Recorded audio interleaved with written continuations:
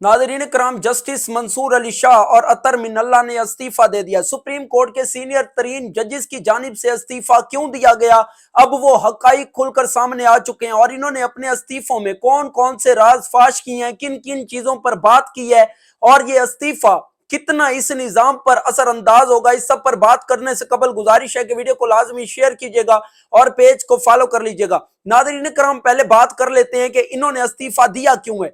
8 नवंबर को 2 खतूत लिखे गए थे, एक जस्टिस मंसूर अली शाह और एक जस्टिस अतर मिनल्ला की जानिब से, जिसमें चीफ जस्टिस याया अफरीदी को रिक्वेस्ट की गई थी कि आप फुल कोर्ट मीटिंग बुलाएं, फुल कोर्ट कन्वेंशन बुलाएं, जिसमें तमाम आईनी अदालतों के जजेस को बुलाया जाए और इनसे राय ली जाए, इन्हें बताया जाए कि सुप्रीम कोर्ट ऑफ पाकिस्तान को खत्म किया जा रहा है और वफाकी आईनी अदालत बनाई जा रही है। इसी तनाजुर में खतूत लिखे गए थे, लेकिन तकरीबन 5 दिन गुजर जाने के बाद भी इस पर कोई रद्द अमल चीफ जस्टिस याया अफरीदी की जानिब से सामने नहीं आया।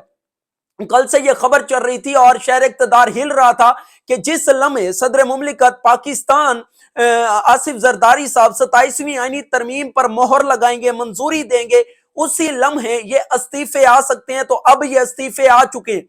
जस्टिस मंसूर अली शाह, जिन्होंने काजी फायजीसा के बाद चीफ जस्टिस ऑफ पाकिस्तान बनना था, मगर 26वीं आईनी तरमीम करके नाज़रीन करम 3 सीनियर मोस्ट जजेस में से याया अफरीदी साहब को चीफ जस्टिस बना दिया गया था, जबकि जस्टिस मंसूर अली शाह पहले नंबर पर थे और दूसरे नंबर पर जस्टिस मुनीब अख्तर थे, तो इन्हें चीफ जस्टिस नहीं बनाया गया था। इसके बाद जस्टिस मंसूर अली शाह मुख्तलिफ जुडिशियल जो ऑर्डर्स में भी इन डायरेक्टली और अपने खतूत में डायरेक्टली ये बात करते रहे कि 26वीं आईनी तरमीम जो मंजूर हुई है, इस पर फुल कोर्ट के सामने जो है वो इसे लगाया जाए।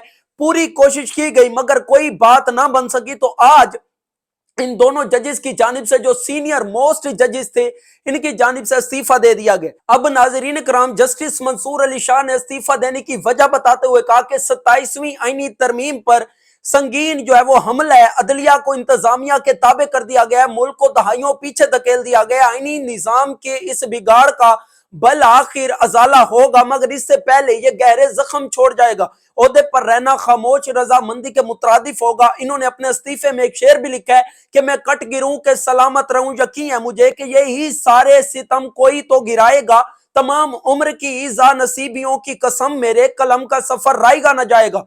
जस्टिस मंसूर अली शाह ने कहा, इस नाजुक मरले पर बतौर जज मेरे सामने 2 ही रास्ते हैं, या तो मैं एक ऐसे निजाम का हिस्सा बना रहूं जो इस इदारे की बुनियादों को खोखला करे, जिसके तहफ्फुज का मैंने हलफ उठाया, या फिर मैं एहतजाजन एक तरफ हो जाऊं ताकि इस गुलामी के खिलाफ आवाज बुलंद कर सकूं।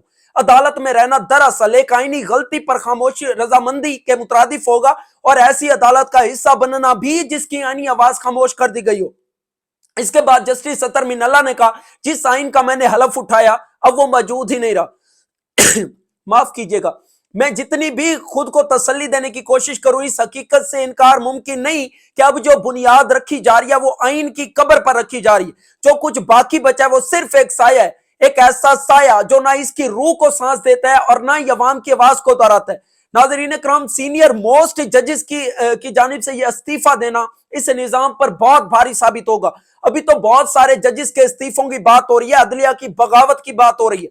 तो नाज़रीन करम, ये सारी सिचुएशन है इस वक्त। जितना उसके वीडियो को ज्यादा से ज्यादा शेयर कीजिएगा, पेज को फॉलो कर लीजिएगा। Thanks for watching this video. Allah Hafiz.